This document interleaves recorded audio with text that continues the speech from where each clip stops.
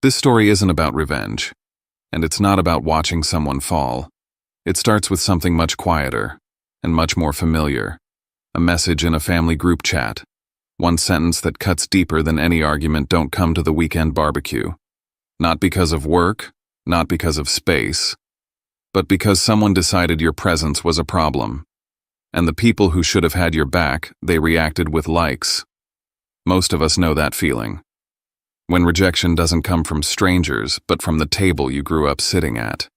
When you don't explode or explain, you just swallow it and reply with a calm, understood, while something inside you finally goes still. That moment when you realize you've been trying too hard to belong somewhere that already decided you don't. This story is about that silence. About what happens after you stop begging to be included. And about the morning after when the people who pushed you away step into a world they never bothered to see, and discover exactly who they were laughing at all along. My name is Blaze Carver, and I'm going to tell you what really happened from that message, to the moment the truth hit her so hard she couldn't keep the mask on. But before I share my story, I want to know you're here with me and listening.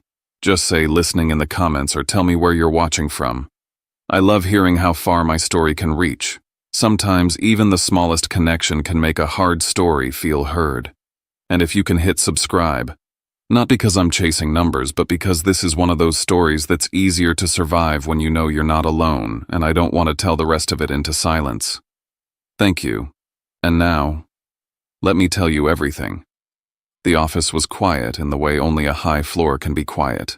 No ringing phones, no chatter bleeding through glass walls, just the low, steady hum of servers and the occasional sigh of the HVAC pushing cool air across polished stone. Outside my window, Research Triangle Park lay under a heavy North Carolina night, humid dark, the kind of darkness that doesn't feel empty so much as it feels loaded. The city lights down toward Durham flickered like distant embers, and the rain that had threatened all afternoon finally started to fall in thin sheets that turned the world into blurred watercolor.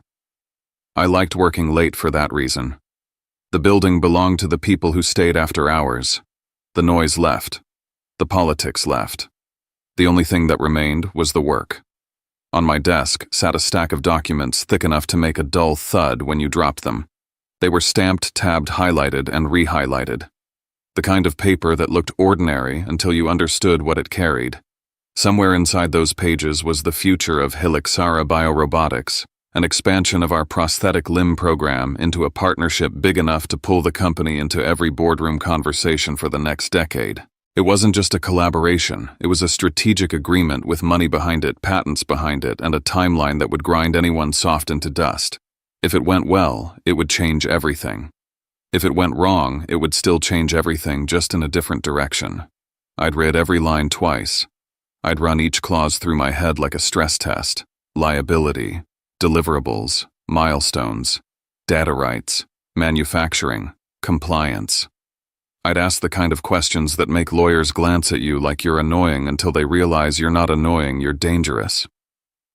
The whole time my name sat on the last page like a loaded gun. Blaze Carver, Executive Vice President of Engineering. I managed hundreds of engineers. I controlled budgets that could build entire wings of hospitals. I could approve something that would make a quarterly call sound like a victory lap, or I could hold the line until the room got uncomfortable and the deal tightened up the way it was supposed to. Most days I didn't even feel the weight of it. It was just a job, a hard one, a relentless one, but still a job. That night I felt it, because right as I uncapped my pen and leaned forward, my phone buzzed against the glass desk. The sound was small, just a single vibration, but it cut through the stillness like a blade. I glanced down, expecting something from my assistant about Monday's schedule or a text from a vendor who'd missed their deadline again. Instead, it was the family group chat. The little green bubble at the top of my screen had Carver Family written across it like a joke the universe refused to stop telling. I tapped. The message was from Jude. "Don't come to the weekend BBQ. My new wife says you'll make the whole party stink." For a second I stared so hard I didn't blink. My mind did that thing it does when it's trying to protect you, when it wants to pretend it didn't see what it saw. Like if you look away fast enough, the words will rearrange themselves into something normal. Something forgivable. Something that doesn't hurt. but the words didn't move. And then my mother reacted. Not with confusion, not with Jude. What the hell is wrong with you? Not with that's not funny. She spammed the message with likes like she was applauding a comedian on stage. A second later, one of my aunts tossed in a laughing reaction, and then my father added a heart like he was blessing it. A heart. Like the insult was love. I waited. I actually waited for the moment when someone would step in and say, "Knock it off, that's your brother." I waited for one single line of defense, 1 ounce of normal human decency. Nothing came. The screen sat there glowing in my hand, and I felt something in my chest go tight, not the dramatic kind of tight you see in movies where a person clutches at their shirt and falls apart. This was quieter. This was like a pressure valve sealing shut. Like the air had been sucked out of a room and you didn't realize until you tried to breathe. It wasn't the insult by itself. It was the history behind it. It was the fact that Jude could write that sentence and feel safe. That he could post it in front of our parents and watch them cheer. That he didn't even have to soften it with a LOL because he already knew how the house worked. Jude was the son in that family, and I was the furniture. Useful when needed, ignored when not, and when someone wanted entertainment, you could always kick the furniture. I didn't cry. I didn't type a paragraph. I didn't ask why. I didn't even say "you hurt me," which is what some softer version of me would have said 5 years ago, 10 years ago, 20 years ago. I just held the phone long enough to feel the heat of the screen against my palm, and then I typed 2 words. Understood. That was it. No punctuation, no emotion, no plea. I set the phone face down on the desk like it was something dirty, and I looked back at the documents in front of me like nothing had happened. I signed where I needed to sign, the pen moving clean and steady across paper, my name forming the same way it always did, controlled, legible, unshaking. I didn't do it to prove anything. I did it because the deal had to be done. Because my work didn't get to pause just because my family had decided to use me as a punchline again. But inside, something had shifted, clear as a click. What that text did wasn't just sting. It did something worse. It shoved me out of a place I should have belonged. It told me I didn't have a seat at the table, not even at the cheap folding table in a suburban backyard, where they served hot dogs and pretended we were a normal family for 3 hours. And the humiliation wasn't only that they didn't respect me, it was that they enjoyed showing me they didn't respect me. They liked it. They liked the little power rush of pushing me around in public like my feelings were part of the entertainment. And the most bitter part, the barbecue, was at Jude's house this year. At least that's what he called it. My place he'd been telling relatives for weeks, my backyard, my grill, my rules. I glanced at the calendar open on my computer screen Sunday afternoon, the address listed under the event. And for a moment my eyes snagged on something that didn't belong in a family calendar at all. A line item that lived in a totally different part of my life. A recurring reminder I kept for myself tucked into my financial folder, the one I reviewed like clockwork because it was how I stayed in control: property tax due dates, insurance renewals, maintenance reserves. That address was in those reminders too. The same street, the same house number, 3 years of payments, 3 years of quiet upkeep, 3 years of a responsibility I'd carried without letting anyone see the strain of it. And Jude was uninviting me from the backyard I'd been paying for. My family had never understood what I did. They still thought engineering meant I fixed machines in a basement, that I wore a white coat and cleaned beakers. Jude used to call me lab rat like it was clever.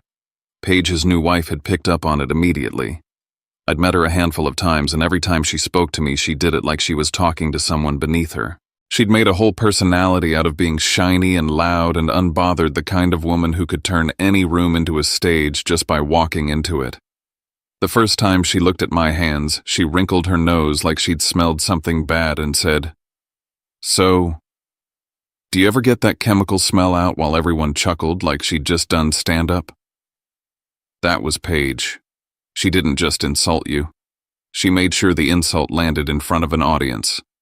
And now she'd decided I didn't get to be at the barbecue because I'd make the whole party stink.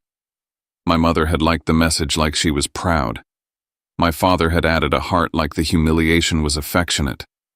I could have told them the truth right then. I could have typed funny you say that considering I pay the taxes on that place. I could have cracked the whole illusion with one sentence. But I didn't. I didn't correct them. I didn't defend myself. Not because I didn't have the ammunition, but because I'd spent most of my life believing something that sounds pathetic when you say it out loud, that if I stayed small enough, if I stayed humble enough, they might love me for me. If they knew I had money, they would love my wallet, not my soul. So I let them think I was a nobody. I let them build their jokes on that foundation.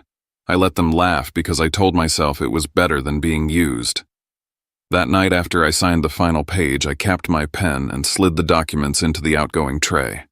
My hand didn't shake. My face didn't change. The only visible thing I did was reach down, open the top drawer of my desk, and place my phone inside it. Then I turned the key and locked it. A simple movement, a small sound, metal on metal, the kind of click you barely notice unless you're listening for it. I sat back in my chair and looked out over the wet, glimmering sprawl of the triangle. Durham and Raleigh and the dark patches of trees in between. The world outside was damp and heavy. My office smelled faintly of coffee and paper and cold air. In the glass, my reflection stared back a man in a crisp shirt with his sleeves rolled to the forearms, jaw-tight eyes, too calm. 32 years old and somehow still that kid who used to stand in the kitchen holding a ribbon or a report card and waiting for a good job that never came. I didn't know exactly what I was going to do yet. I wasn't sitting there plotting revenge like some cartoon villain. But I did know one thing with absolute clarity, the kind that settles into your bones and changes your posture. If they wanted me gone from the party, they were about to learn what it meant to be gone from everything else, too. Outside, the rain thickened, tapping at the window like impatient fingers. The night in Durham was humid and dark, but my mind felt bright and cold, as if some internal lock had finally slid into place and refused to open again. I didn't wake up one day and decide my family was cruel. Cruelty like theirs doesn't announce itself with a single dramatic moment. It builds the way salt builds on metal, quiet, steady, and visible, until one day something important breaks and everyone acts shocked. When I think about where it started, I always end up back at the coast. A little town in North Carolina, where the air smelled like sun-warmed pavement and brackish water, where the summers were loud and sticky and everyone knew everyone's business. We weren't poor, but we weren't comfortable either. My parents lived in that tight space where appearances mattered because money didn't. They believed respect came from looking like you had things handled, from being the kind of family people nodded at in the grocery store, from having a son who could charm a room. That son was Jude. He was 2.5 years younger than me and somehow made it look effortless to be loved. He was the kid who could trip someone in the yard and then grin so wide the adult would laugh instead of scold. He was loud. He was fearless. He was all elbows and confidence, always running, always talking, always performing. By middle school, he was a highlight reel. Football, basketball, whatever sport had a crowd. He knew how to find the cameras before cameras were even in everyone's pockets. And me, I was the quiet one, the weird one. The kid who preferred sitting on the porch with a screwdriver and a broken radio, taking it apart piece by piece just to see how it worked. I liked the inside of things. I liked systems. I liked the truth that lived under the noise. I could spend an hour staring at a circuit board and feel more peace than I felt at a family dinner. In the Carver house, loud was good. Athletic was better. Smart was suspicious. Smart made my mother uncomfortable because it couldn't be displayed in a photograph the way a trophy could. Smart made my father impatient because it required listening. Jude got praised for being a natural leader. I got told to stop overthinking. Jude got excused because boys will be boys. I got corrected because don't make it weird. There's a pattern that becomes obvious when you're old enough to name it. Jude could fail and still be adored. I could succeed and still be inconvenient. I remember one Friday night when I was 15 and Jude was 13. My parents had gone to a neighborhood cookout, ironically enough, and left us home. Jude decided it would be fun to take my dad's car keys from the bowl by the door and just move the car to impress some friends who were walking by. He didn't get far. He backed into the mailbox so hard it snapped clean off and the fender dented like someone had punched it with a giant fist. When my parents came home, Jude was on the driveway with his hands in his hair, doing this dramatic shaking voice apology that sounded like it belonged in a school play. "I messed up," he kept saying. "I know I messed up. Please don't hate me." My mother wrapped him in a hug like he'd been wounded in battle. My father sighed and said, "At least you're owning it, buddy." No one asked the follow-up question. No one asked how we were going to pay for the repairs. No one asked why the keys were so easy to take. They just looked at Jude's tears like they were proof of character. 2 days later, I was in the garage with a borrowed toolkit watching videos on an old laptop trying to pull the dent out as clean as I could. I'd called a friend's dad who knew bodywork. I'd offered to mow lawns to cover the cost of a new mailbox. I didn't do it because I wanted Jude punished. I did it because someone had to fix it. That's what I was in that house to fix.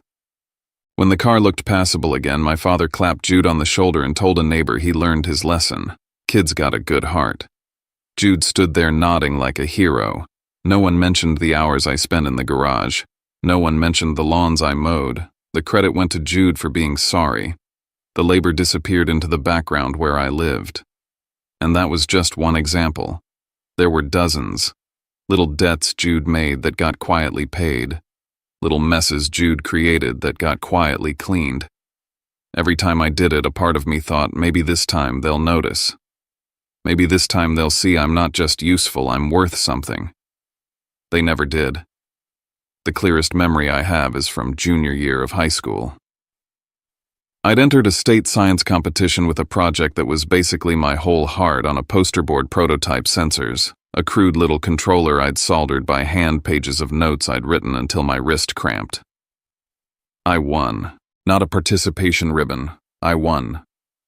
I came home with a blue ribbon and that buzzing, almost weightless feeling of being proud of yourself without needing permission. I walked into the kitchen and my mom was boiling pasta, Jude's favorite. Jude had twisted his ankle at practice, and the injury had turned him into a celebrity in our house. My mother kept asking if he needed ice, if he needed pillows, if he needed company. I stood there holding the ribbon like it was a passport into being seen. "Mom," I said, trying to keep my voice steady, "I won." She glanced over her shoulder for half a second, eyes flicking across the ribbon like it was a receipt. "That's nice, Blaze," she said.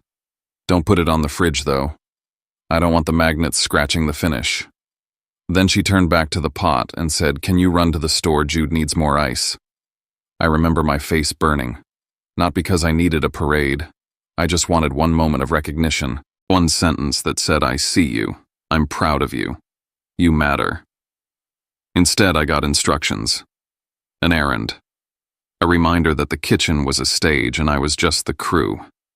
That feeling, the feeling of being background noise, followed me into adulthood. It didn't go away when I got into college. It didn't go away when I earned scholarships. It didn't go away when I landed internships that made my classmates' jaws drop. My parents didn't hate me. That's the thing that makes it so hard to explain. They weren't monsters. They were just selective with their love. They loved what made them look good. Jude made them look good. I made them uncomfortable. Too quiet. Too intense. Too different. So I learned early to stop expecting anything. I learned to hold my wins close to my chest so I wouldn't feel stupid when no one clapped. I learned to become my own witness. I went to college on a mix of scholarships and sheer stubbornness. I worked nights in labs, not glamorous ones, real ones where you cleaned, calibrated, recorded, repeated. I took internships that didn't sound impressive until you understood what they meant. I moved to bigger cities, then back to North Carolina when the Triangle started booming and Helixera began to grow. I didn't climb by luck. I climbed by being the guy who solved problems without needing applause. And somewhere along the way, I stopped being the quiet kid who likes machines and became an engineer people listen to, then a manager, then a director, then someone who sat in rooms with investors and regulators and made decisions that affected real lives. The higher I climbed, the more I realized something: respect exists out in the world. It's real. You can earn it. You can build a life where people see you clearly. But at home, I was still the weird kid with the screwdriver. My parents never asked what I actually did. Not once. They didn't ask what it meant that I worked at Helixera. They didn't ask what my title was. They didn't ask why my schedule was brutal or why my job required me to fly out for conferences and meet with partners. They only asked me if I could fix their router, if I could look at their printer, if I could just take a quick look at a weird charge on their bank statement. And I let them. Because part of me still hoped. Part of me still believed that if I stayed helpful, if I stayed humble, if I didn't make them feel small, they would eventually turn around and say, "You know what, Blaze? You're good. You're enough." That's why I kept my money quiet. That's why I kept my role quiet. Not because I wanted to be mysterious.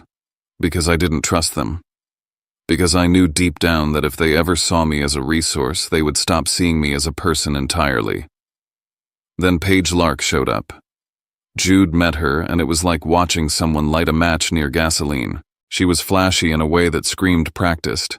The kind of woman who used her voice like a weapon sweet when she wanted something sharp, when she wanted to cut you down. She wore bright colors, loud jewelry, expensive-looking things that somehow always had a faint wrongness to them, like the label was close but not quite right. She was obsessed with image, with the idea of levels, with being seen. The first time she met me was at a holiday dinner. Jude had brought her in like a trophy, his hand on the small of her back, his chest puffed like he'd finally won something. Paige smiled at my mother, complimented the table settings, laughed too loudly at my father's jokes. Then she turned to me and looked me up and down like she was evaluating a used car. "So you work in a lab," she said, voice pitched just high enough to make people listen. "Is it like chemicals? Does that smell ever really wash off? I'm just curious." The table went quiet for half a beat, the way it does when everyone senses an insult but doesn't want to be the one to call it out. I opened my mouth to correct her gently. "It's not that kind of lab," but Jude snorted like she'd nailed a punchline. "Blay is basically a robot," Jude said, grinning. "He doesn't even know how to have fun." My mother laughed. My father chuckled and patted my arm like I was a kid who needed encouragement. "It's honest work," he said. "Nothing wrong with being technical." Technical? Like I was a guy who fixed air conditioners. I smiled, the kind of smile you learn when you've been in rooms where you can't afford to show your real face. I sipped my water and let it go because that's what I always did. I swallowed the humiliation and told myself it wasn't worth the fight. I told myself they didn't know. I told myself ignorance was different from malice. But Paige wasn't ignorant. Paige was intentional. In the months after the wedding, the comments got sharper.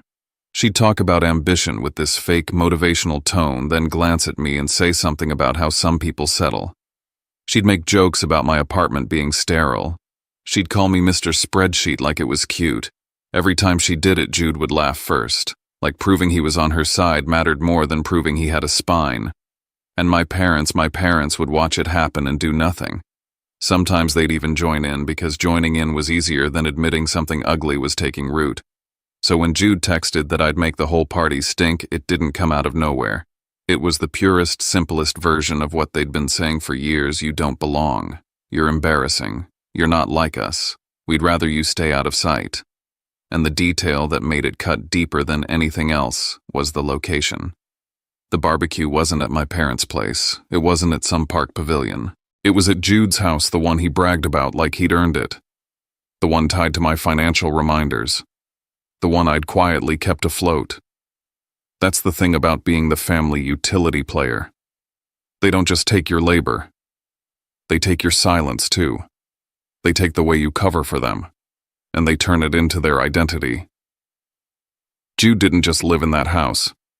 Jude built a whole narrative that the house was proof he was thriving. That he'd made it. That he was the kind of man who could host a big family barbecue with music and beer and confidence. And I let him. Because he was my brother. Because I still had that old weakness where I believed love meant sacrificing without being asked. Because I wanted stupidly for Jude to become the version of himself my parents had always promised he was. But when I saw my mother's likes under that message, and my father's heart, I finally understood something I'd spent my whole life avoiding. They didn't want me to be seen. They wanted me to be useful. And when I asked even silently to be respected, they treated it like a joke. Sitting in my office the night before after I locked my phone away, I felt a sadness that surprised me by how clean it was. No messy sobbing, no panic. Just a quiet grief like a curtain closing. A part of me still wanted them to look at me and say we were wrong. You mattered. You always did. But that text message was the moment I realized they weren't wrong by accident. They were wrong on purpose, and they were proud of it. The next morning I still drove to work early. Same route, same coffee, same badge swipe at the security gate. The building didn't care what my family thought of me. My team didn't care. The work didn't care. It was the one place in my life where the rules made sense. And as I rode the elevator up to my floor, I had this strange, steady feeling like my body already knew what my mind hadn't caught up to yet. That day, my brother and his new wife were going to walk into a place they'd never bothered to imagine I belonged. And for the first time, I wasn't going to explain myself to make them comfortable. Saturday mornings at Helixera were my favorite because the building belonged to me in a way it never could, Monday through Friday. The parking deck was mostly empty, the lobby lights were dimmed down to that soft corporate glow, and the usual background noise of people trying to prove they mattered had evaporated. No forced smiles. No hallway negotiations. No calendar pings every 8 minutes. Just quiet, clean control. I could hear my own footsteps on the carpet as I walked the long corridor toward my office. And for a few minutes, it almost felt like the world was simple. Badge in, door open, work, results, repeat. I set my coffee down and pulled the final design package up on my monitor, the one I'd been combing through all week for a demo we'd run for a defense medical partner, a hybrid audience that asked brutal questions and expected you to answer without blinking. The demo wasn't just a tech showcase. It was the hinge on a long-term contract that could lock in funding for years, the kind of deal that turned prototypes into production and made the board stop asking what you did all day. The design on my screen was elegant in the way the best engineering is clean, purposeful, almost quiet. A myoelectric interface that didn't just read muscle signals but learned them. A control algorithm that adapted in real time. A limb that could become part of someone's life instead of a reminder of what they'd lost. I'd been staring at that work for so long it lived behind my eyes, but it still made my chest tighten in a way my family never understood. This mattered. It wasn't lab stuff. It was people walking again. People holding their kids. People getting pieces of themselves back. I was in the middle of highlighting a tolerance spec when the intercom on my desk beeped. It startled me because the building was supposed to be asleep. On Saturdays, reception was usually a security guard and a sign-in sheet. The only reason my assistant Mina was even there was because I'd asked her to come in for a couple hours to help with files. I tapped the button. Yeah. Mina. Her voice came through tight, like she was trying to keep it professional while something inside her was flaring. Mr. Carver, I'm sorry to bother you. There are 2 people at the lobby desk insisting they need to see whoever handles the money. They said it's urgent. They're calling themselves family. For a second, I just sat there staring at the screen like the words hadn't landed. Jude had never come to my work. Jude barely acknowledged my work. He called it your lab the way someone calls a high school job, that little gig, like it wasn't real life. He didn't know which building I was in, which floor, what I actually did. He hadn't cared enough to learn. Who are they? I asked, already knowing the answer. Mina hesitated like she hated being the person who confirmed it. Jude Carver and his wife. Paige.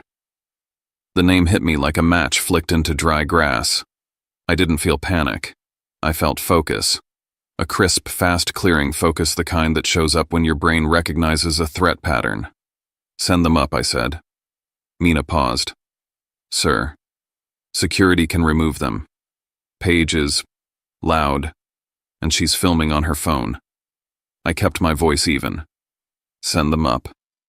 And Mina started a note. Time names what they say everything. Loop security in quietly. I want the hallway camera saved. Understood, she said, and I could hear the relief in her voice that I'd taken control. I stood up and smoothed my shirt the way I always did before stepping into a difficult meeting. Not because I was nervous, because details mattered. Optics mattered. I walked over to the cabinet and poured sparkling water into a glass, then set it on my desk like I was expecting a vendor. I didn't rush, I didn't fidget. I took a breath and looked around my office the way someone surveys a battlefield. The leather chairs, the framed patents, the award from a medical nonprofit we'd partnered with, the glass wall that turned the whole city into a backdrop. I thought about that message from the night before, "Don't come to the weekend BBQ. You'll make the whole party stink," and the way my parents had liked it like it was cute. I thought about how Jude had pressed send without fear, and I realized why they were here. It wasn't because they missed me. It wasn't because they wanted to make it right. It was because Paige had smelled something.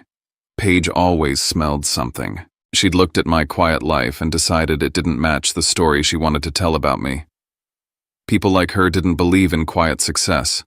They believed in status signals. If you didn't flash it, they assumed it didn't exist. So she'd mocked me. She'd tried to put me back into the small box that made her comfortable. But now she was at my building demanding money like she was owed it. The elevator dinged at the end of the hall. I watched through the glass as they stepped out. Paige came first like always, bright heels that clicked too sharply against corporate carpet. A fitted dress that belonged at brunch, not a research campus. Sunglasses pushed up on her head hair too styled for 9 a.m. on a Saturday. A designer bag that was close enough to the real thing to fool someone who didn't pay attention, but the stitching was just off if you knew what you were looking at. Jude followed behind her in jeans and a polo shoulders, rounded eyes darting like he'd walked into a museum where he wasn't allowed to touch anything. He looked around at the quiet, the clean, the expensive nothingness that screamed money without ever saying the word. Paige leaned toward him and said something, and even through the glass I could see Jude flinch the way he always did when she snapped. They walked down the hall, reading nameplates like tourists. Paige pointed at a door that said CFO and laughed like it was funny that adults had titles. Then she tilted her head, scanning for something she could use. When they got to the double glass doors outside my office, Paige stopped so abruptly Jude almost ran into her. Her eyes locked on the metal lettering mounted beside the door. Executive Vice President of Engineering, Blaze Carver. She read it once.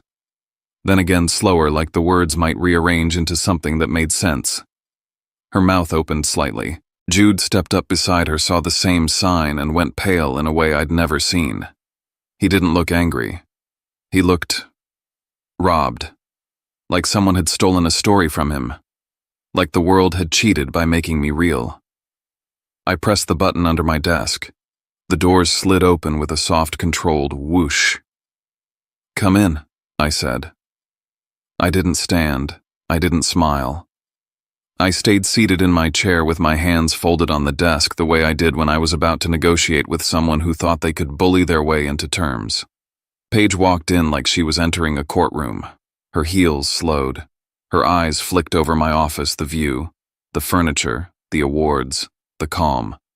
Her face twisted between rage and shock the way it does when someone realizes they misjudged the room and now they have to pretend they didn't. What is this?" she demanded, but her voice had lost that playful edge she used at family dinners. "This is my office," I said simply. Jude stared at me like I'd become a stranger overnight. "Liv," he started, then caught himself because I wasn't Liv. I wasn't his sister. I was his brother. And in that moment, the old dynamic cracked. "Blaze," he corrected, swallowing. You work here. Like in this room." I let the silence stretch just long enough to make him feel it. "You wanted to see someone who handles money," I said. "You found him." Paige recovered faster than Jude because Paige always recovered fast.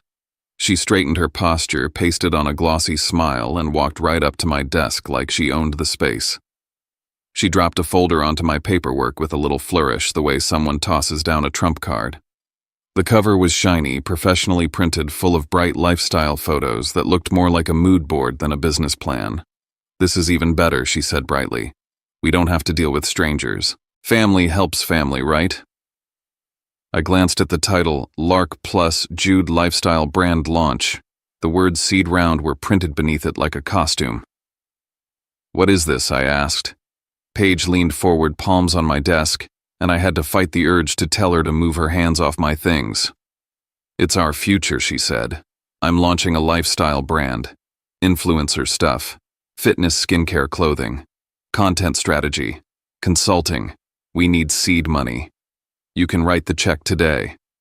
Jude stood behind her like a kid caught shoplifting, staring at the floor. "How much?" I asked. Paige said it like she was ordering a side dish. $2 million to start. The number sat between us like a challenge. $2 million wasn't help with a deposit. It wasn't spot us for rent. $2 million was entitlement. $2 million was a person revealing exactly who they thought you were in their life. Paige flicked her eyes around the room again, soaking in the view, and her smile sharpened. "And before you make it weird," she added, "we'll give you 5%. You'll make it back in a year. Easy." I looked at Jude. He wouldn't meet my eyes. Yesterday he'd told me not to come to the barbecue because I stink. Today he stood in my office while his wife asked me for $2 million like it was normal. "Yesterday," I said quietly. Jude's head snapped up. Paige's smile didn't move. "Yesterday you told the whole family I shouldn't come to the barbecue because I'd make the party stink." Paige waved a hand dismissively. "Oh my God, that was a joke. You're so sensitive. We're talking business now." Business. The words sounded obscene coming from her mouth. I kept my tone flat. "If I make the whole party stink, why do you need me today?" Paige's eyes flashed annoyance, then calculation. "Because your family," she said like it was a weapon. "And because you have more than enough. Look around. You sit up here while Jude is drowning. And what you're going to let your own brother fail?" Jude finally found his voice small and desperate. "Blaze, just listen." Paige worked hard on it. I held my gaze on him. Did she work as hard on it as she did on that text message? Jude flinched. Paige's smile fell clean off her face. The mask slipped, and what showed underneath was the person I'd felt at every dinner table, a person who didn't just want money, but wanted dominance. "Don't do that," she snapped. "Don't embarrass us. We came here respectfully. We're giving you an opportunity. Opportunity. That's what parasites called the bite." I reached for the folder, not to open it, but to slide it back toward her like it was contaminated. I set my pen down beside it with deliberate care. "I'm not signing anything I haven't read," I said. "Not today. Not in this room. Not under pressure." Paige's jaw clenched. "You're really going to do this," she said. "You're going to act like we're strangers." I leaned back slightly, still calm. "You've treated me like a stranger for years. I'm just matching the terms." Jude's face went tight with panic. Paige's eyes narrowed to slits. And then she leaned in closer, voice dropping low like she wanted it to feel private, intimate, threatening. "You're going to regret this," she said. "You don't get to turn your back on family and walk away." I didn't argue.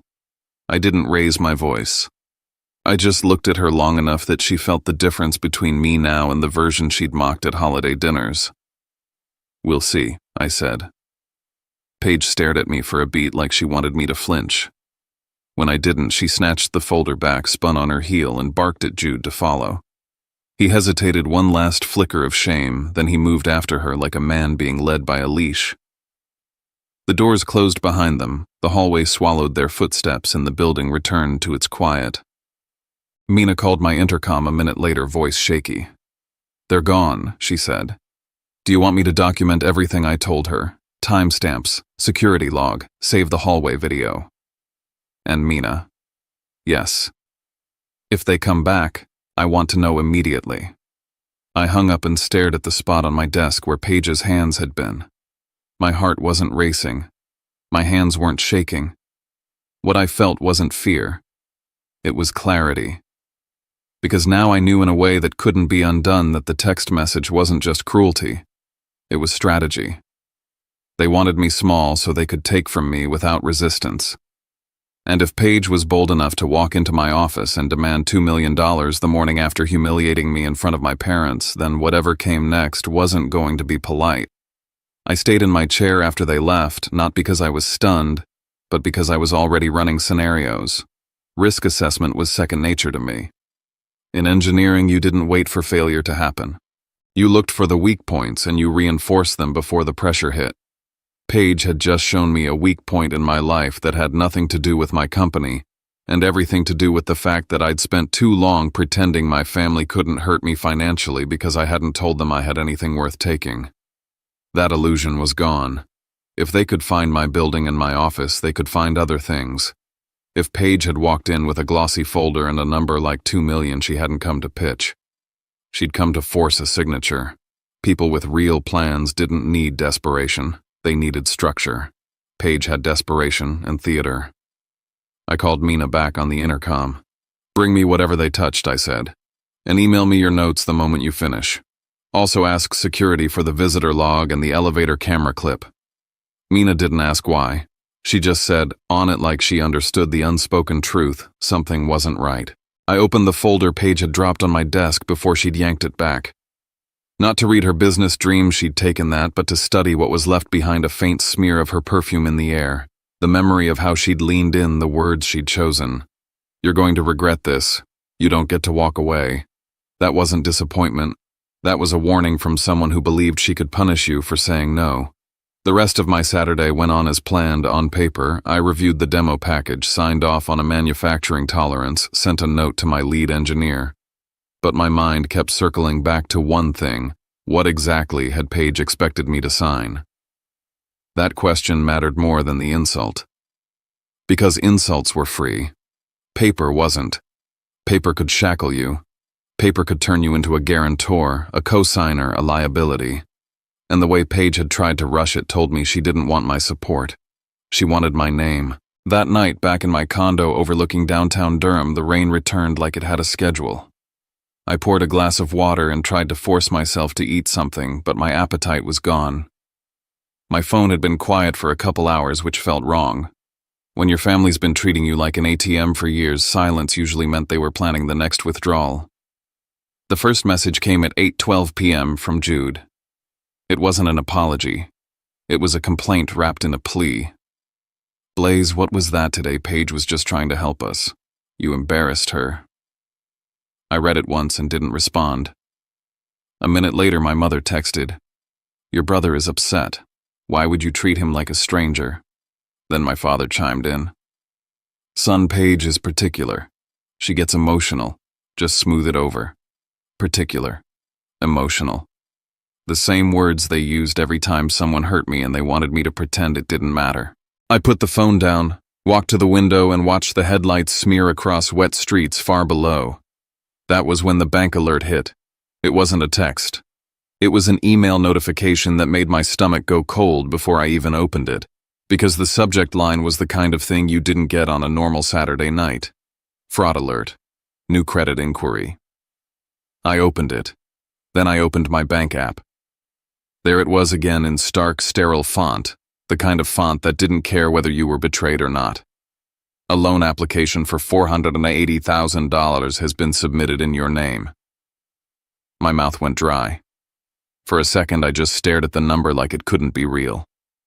480,000, not 2 million, not a pitch, a loan, a debt. Something that would follow you like a shadow if it went through. I tapped for details. It was a small business loan application submitted online. The co-signer listed was Jude Carver. The primary applicant was me, Blaze Carver. My chest tightened so fast it felt like being punched. Then I saw the address they'd used. Not my condo, not my current residence. They'd used my parents' address, my old home base, the place I hadn't lived in for years but still existed in my paperwork like a ghost. And beneath that, the thing that made my vision blur for a second, my social security number entered correctly. They hadn't guessed. They hadn't made a typo. They had it. Someone in my family had access to it. I stood there in my kitchen with the phone in my hand, and I could feel the line between family drama and felony snapping clean in two. How did they get my SSN? The answer hit immediately, sharp and nauseating. Years ago, when I'd helped my parents refinance and organize their documents, I'd left tax paperwork in a file cabinet in their house because I trusted them not to treat my identity like a tool. That trust felt stupid now. Someone had gone into that cabinet. Someone had pulled my documents. Someone had typed my number into a loan application and pressed submit. And then they'd texted me like I was the problem for not signing a check. I dialed Caleb, my private banker, with fingers that were steady only because my whole body had turned to ice. It rang once, twice. He picked up like he'd been expecting me. Blaze, he said, voice shifting into professional mode immediately. I saw the inquiry hit. Are you okay? No, I said. I didn't authorize anything. There's a loan application in my name. I know, he said. It was flagged because the IP address doesn't match your usual activity and the profile is inconsistent. I haven't pushed it forward. I needed confirmation from you. It's fraud, I said. The word felt heavy leaving my mouth. It's identity theft. Caleb paused, and when he spoke again, his tone was careful. The co-signer listed as Jude Carver. Is that your brother? I closed my eyes. Yes. Another pause, longer this time. Blaze, if we mark this as criminal fraud, the bank is obligated to take steps. We can freeze your credit, lock your reports, and flag the account. We can also file a report. Do you want to escalate? I pictured Jude at 13 crying in the driveway after denting the car, my mother hugging him like he was the victim. I pictured Paige's hands on my desk, her voice telling me I'd regret saying no. I pictured my parents liking the insult in the group chat like it was entertainment. And then I pictured my credit ruined, my name tied to debt I never agreed to, my future compromised because someone wanted to play business on my back. Yes, I said. Reject it. Freeze everything. Put a lock on my credit reports. I want alerts on every inquiry. And Caleb, document everything. I want timestamps, IP address if you have it, every detail. Understood, he said. And I could hear the shift now. It wasn't a family matter. It was a case file. I hung up and sat down at my kitchen counter staring at my phone like it was evidence, because it was. The next 10 minutes were a flood. Messages slammed into the family group chat like they were coming from people who thought shouting could rewrite reality. Jude. Why did you block it? We were approved. Paige. You're trying to sabotage us because you're jealous. My mother, Blaze, just sign what they need so this can be done. My father, family helps family.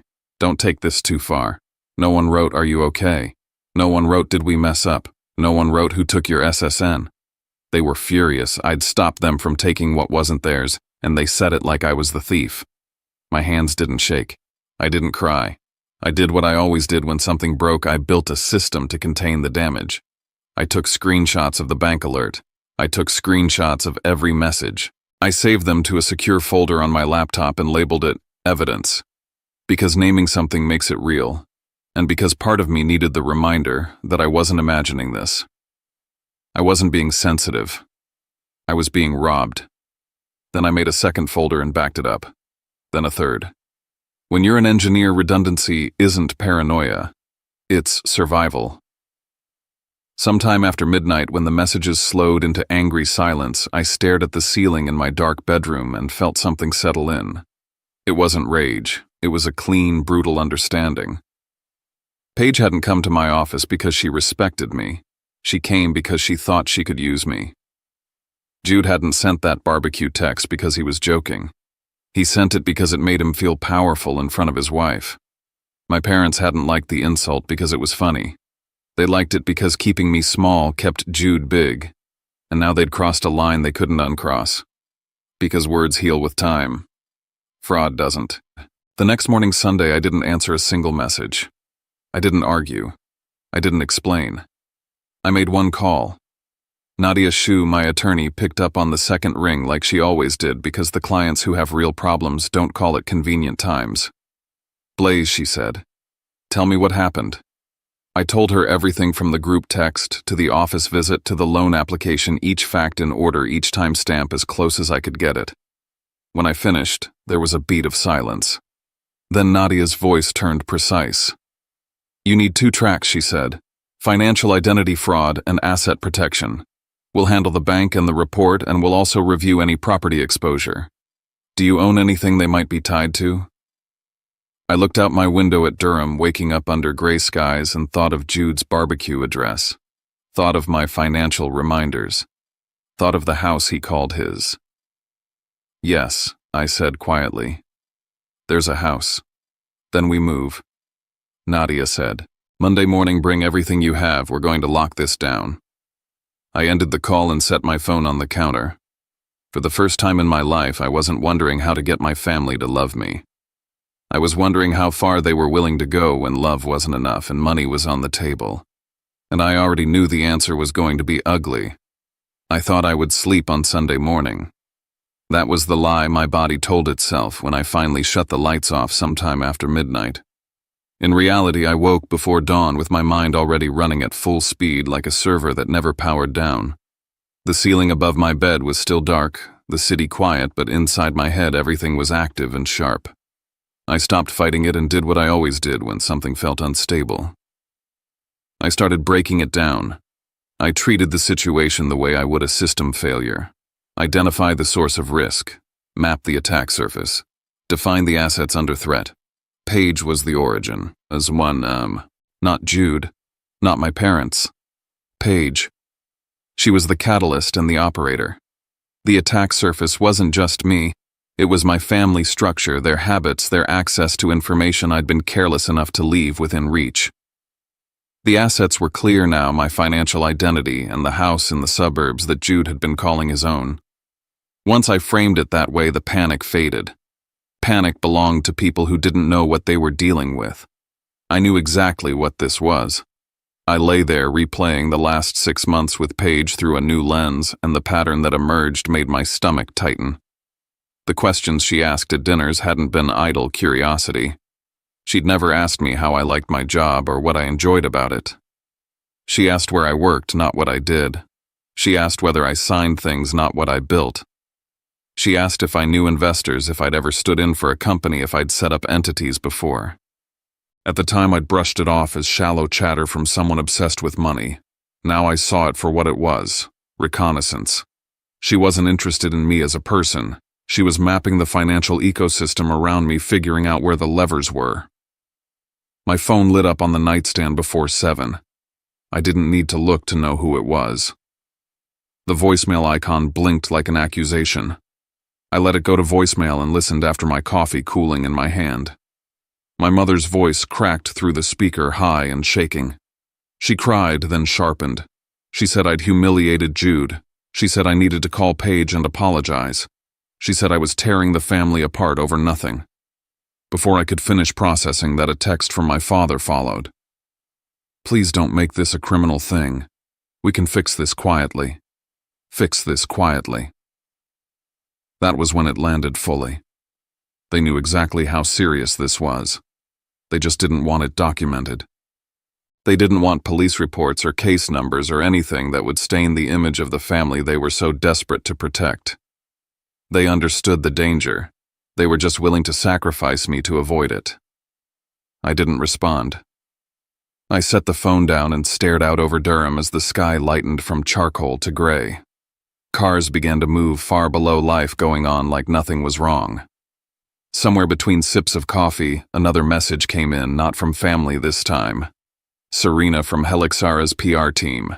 Her tone was professional, careful. "Blaze, just giving you a heads up. Someone has been posting about you online and tagging the company indirectly. Nothing explosive yet, but we're monitoring." I opened my laptop and saw it for myself. Paige had taken to social media like it was a weapon.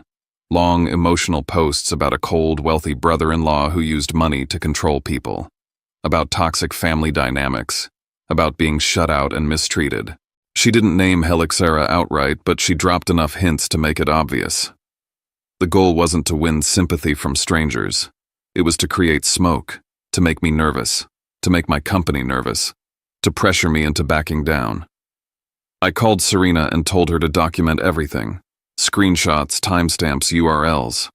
I told it to flag any external emails referencing my name. That instruction paid off faster than I expected. Within an hour, IT forwarded me an email Paige had sent to a general company inbox posing as a concerned family member. She implied I was unstable, that I was in a legal dispute with my family, that partners should be cautious.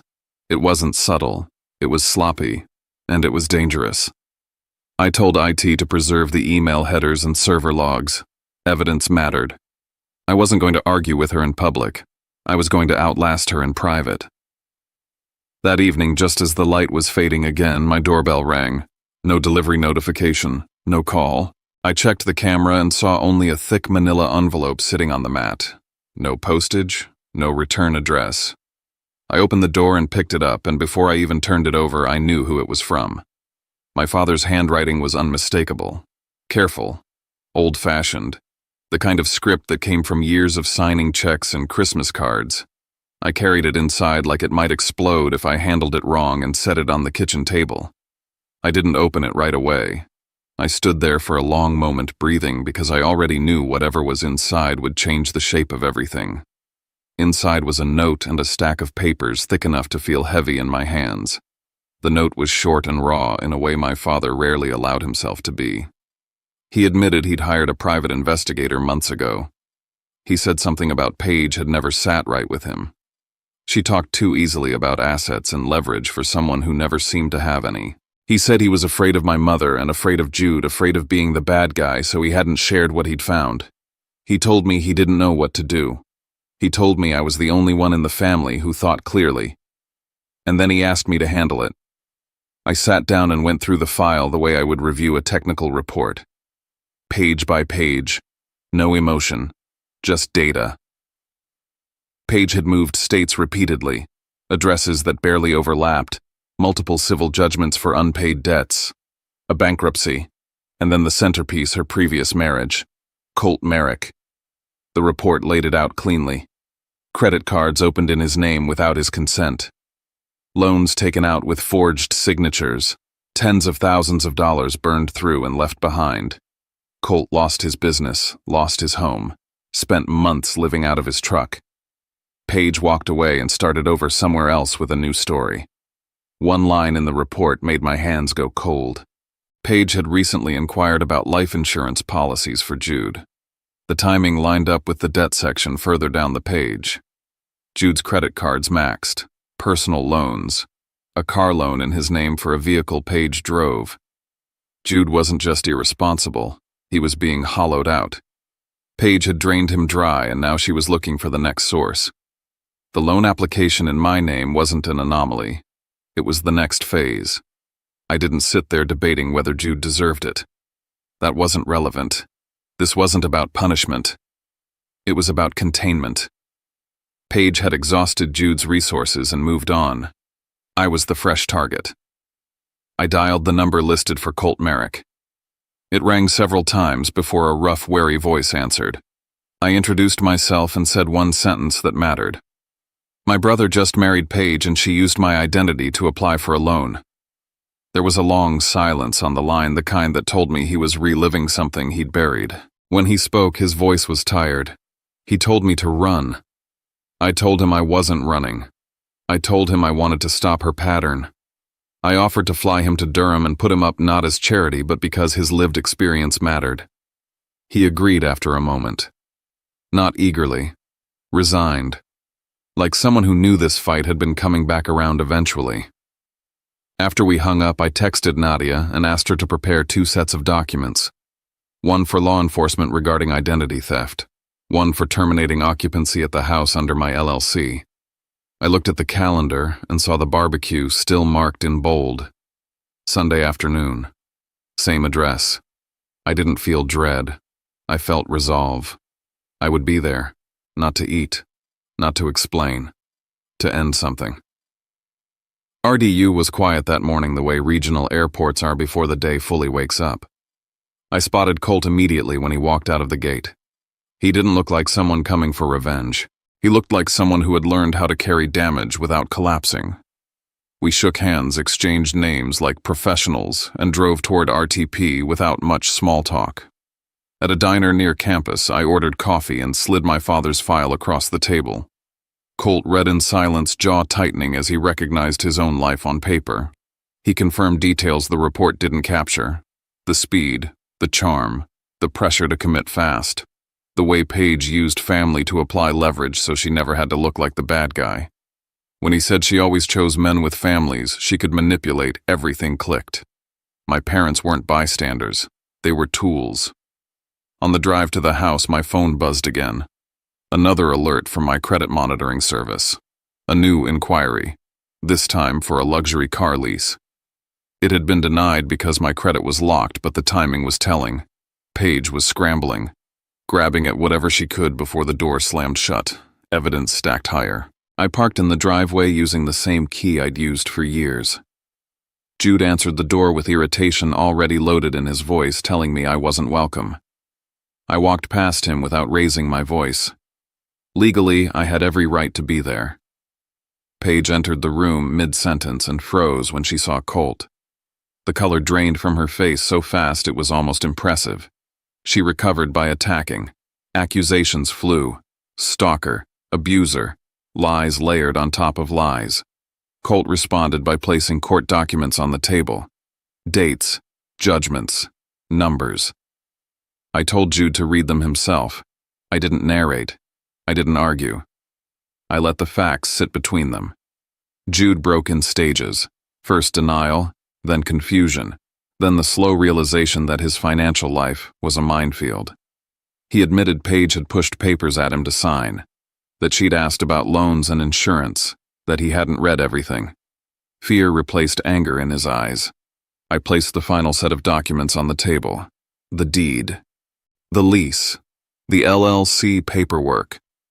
I explained calmly that I'd bought the house 3 years earlier, that I'd paid every tax bill, every insurance premium, every repair, that I'd let him live there rent-free because I believed he would grow up. Paige tried to claim a different landlord. I corrected her. I handed Jude the 30-day termination notice and explained the clause triggered by criminal activity. It wasn't a threat. It was procedure. Paige screamed about rights, about lawsuits, about calling the police. I told her to go ahead. Everything was documented. Cameras were recording. Logs were preserved. If law enforcement showed up, the story would not favor her.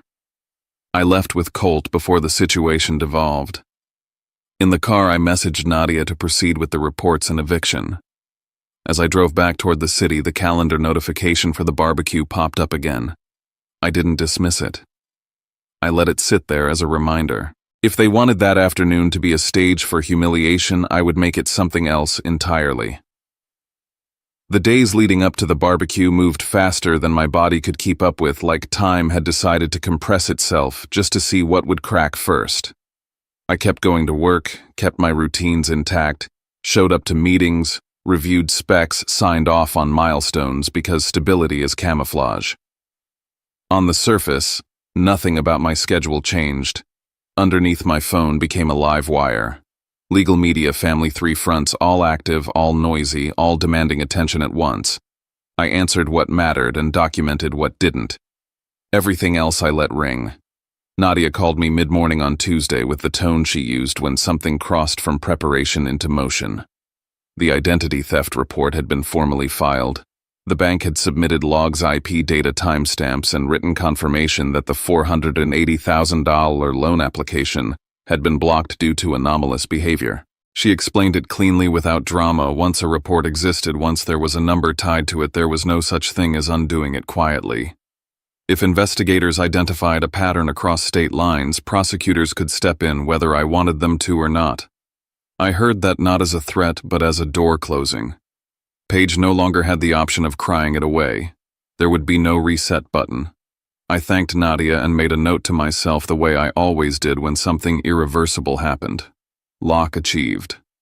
Paige responded exactly the way someone like her always does when direct pressure fails. She didn't retreat. She reframed. Overnight, her social media shifted into full victim mode. Long posts, carefully chosen words. She painted herself as a woman trapped between 2 brothers, one fragile and one cruel.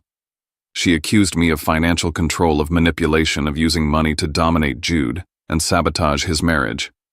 She tagged relatives. She tagged friends of Jude's from high school. She let the comment sections fill with sympathy and outrage before anyone could challenge the story. By the time I saw the messages start to roll in from cousins and distant aunts, "Why are you being so harsh? What did they do to deserve this?" I knew she'd moved first. She'd understood something important. Truth takes time, but lies travel fast. I didn't respond online, not once. I told Serena to archive everything. Screenshots, links, timestamps, edits. IT preserved logs of the impersonation emails and every attempt Paige made to contact partners through indirect channels. I gave a single instruction and repeated it until everyone understood: no public arguments, no explanations, no corrections.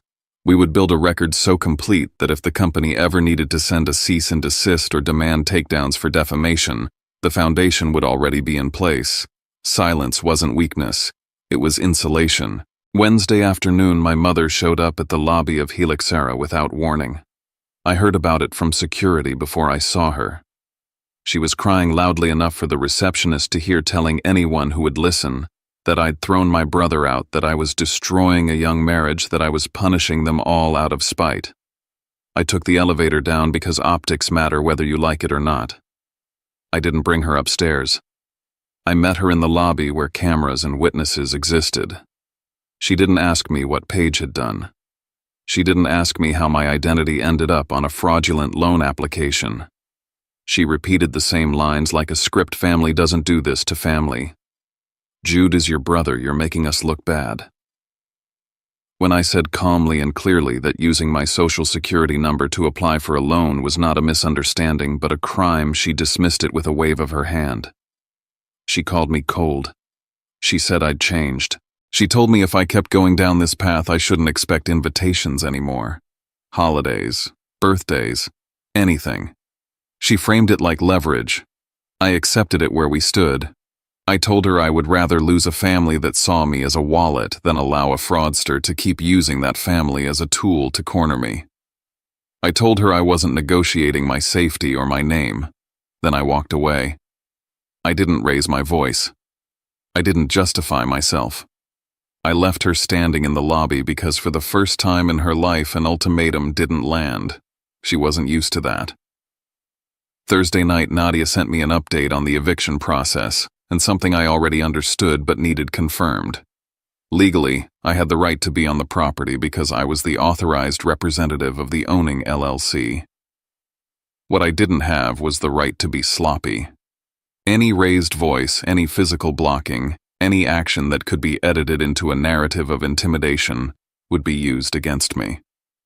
So I planned the barbecue the way I planned deployments: entry, exit, placement of documents, order of presentation, witnesses, copies, redundancy. That was the night Jude finally messaged me directly, not in the group chat, not with bravado. His tone was panicked, fragmented. He said Paige was demanding loyalty, that she was telling him if he didn't stand against me publicly, she'd destroy him. He tried to soften it by saying she was stressed, that the loan was supposed to be a surprise, that everything had gotten out of hand. I read between the lines easily. Jude was trapped and terrified not of losing me, but of losing the fragile equilibrium he'd built around himself. I didn't rush to save him. I just marked the reality. At the barbecue, Jude would try to make me the villain if it bought him a few hours of peace. I spent Friday assembling the folder: deed, LLC operating agreement, eviction notice, police report number, bank confirmation, Gordon Klein's summary of Paige's history, key pages from her previous marriage with Colt, a breakdown of Jude's debt. I printed duplicates because I knew she'd try to grab or tear something. When I finished, the folder sat on my table like a sealed door. I wasn't bringing it to hurt anyone. I was bringing it to end something. I slept that night without dreams. The neighborhood in Cary looked exactly the way it always did when people wanted to pretend everything was fine. Cars lined the street, smoke curled from grills, music thumped softly from backyard speakers, laughter floated over fences. I parked, shut off the engine, and sat for a moment with my hands on the wheel, breathing evenly. I wasn't angry. I wasn't nervous. I was prepared. I adjusted my jacket, picked up the folder from the passenger seat, and stepped out. The sound dipped when I walked into the backyard. Not silence, but a noticeable thinning like air being pulled from a room. Paige saw me first. Her face shifted, fast surprise giving way to fury because she'd counted on my absence. She shouted that Jude had told me not to come, that I was ruining the party. I didn't argue. I said I was there to inspect my property and finalize a matter in front of witnesses. I walked straight to the long table where food had been laid out and placed the folder down with a firm, deliberate motion. Paper met wood. Conversation died. I looked past Paige and met my parents' eyes, then the eyes of relatives who had laughed in the group chat. I told them I would be brief, that if anyone thought I was lying, they were welcome to verify every document through public records. I opened the deed first and explained plainly that I'd purchased the house 3 years earlier so Jude wouldn't lose a place to live, that I'd paid taxes, insurance, repairs, that Jude had never paid rent, that everyone standing there was on property owned by someone they'd just mocked. The reaction was immediate and heavy. Whispering, phones coming out. I followed with the eviction notice and explained the legal basis without emotion. Financial fraud and identity misuse. 30 days. All communication through counsel. I made it clear it wasn't about hate. It was about crime. Then I placed the police report number and bank confirmation on the table and said the sentence that mattered. Someone had used my social security number and my parents' address to apply for a $408,000 loan. Jude was listed as the co-signer. It had been recorded. My mother went pale. Several relatives stopped filming because this was no longer gossip. I opened the PI report next and summarized the pattern without reading it aloud. Credit abuse. Loans in a spouse's name. Flight to a new state. I added that Paige had recently asked about life insurance while Jude was deeply in debt. The shock finally reached the crowd. This wasn't drama. It was danger. Paige lost control then. She turned on Jude, calling him useless, blaming him for failing to give her the life she wanted. The mask shattered in real time. Jude collapsed into himself, unable to hold the image he'd built. I didn't savor it. I told Jude I'd given him 3 years to stand on his own. He'd chosen mockery and silence instead. I reminded him of the message about making the party stink. I told him I was done being his safety net. I left before the chaos settled. At the gate, I heard my father call my name, but I didn't turn around. Consequences always come after the moment when someone thinks they can talk their way out. The aftermath unfolded predictably. The eviction proceeded. The sheriff came. The fraud case advanced. Colt testified. Paige faced charges. Jude's credit collapsed. My parents sold their house to cover losses and downsized. I sold the property and funded a local STEM scholarship. I changed my number. I blocked what needed blocking. I built a quieter life. Family, I learned, is not a place where respect costs money. If you are only valued when you pay, you are not loved. You are being extracted. Walking away hurt. Staying would have cost me everything. When a story like this ends, it doesn't really close. It just gets quieter. And in that quiet, we're left with questions that don't have clean answers. About family, about loyalty, about how much of ourselves we give away before we finally stop. Maybe the hardest part isn't walking away, but accepting that some people only know how to love us when it's convenient. And that choosing distance isn't always cruelty. Sometimes it's the last form of kindness we have left for them and for ourselves. If there's one thing we can hold on to together, it's this: all of us deserve a place where our presence isn't tolerated but welcomed. A place where respect doesn't have a price tag. Life doesn't ask us to harden our hearts, but it does ask us to protect them. And sometimes the most human thing we can do is step back, breathe, and let the truth settle where it needs to settle. If this story touched something in you, and if you feel like sharing, you're welcome to leave a few lines in the comments. Not to explain, not to prove anything, just to be heard. And if you'd like to stay with us listening, sharing, sitting with stories like this, you can subscribe and become part of this small space where we don't rush to judge, we just listen. Thank you for spending this time with me, with us. Take care of yourself. And I hope to see you again right here.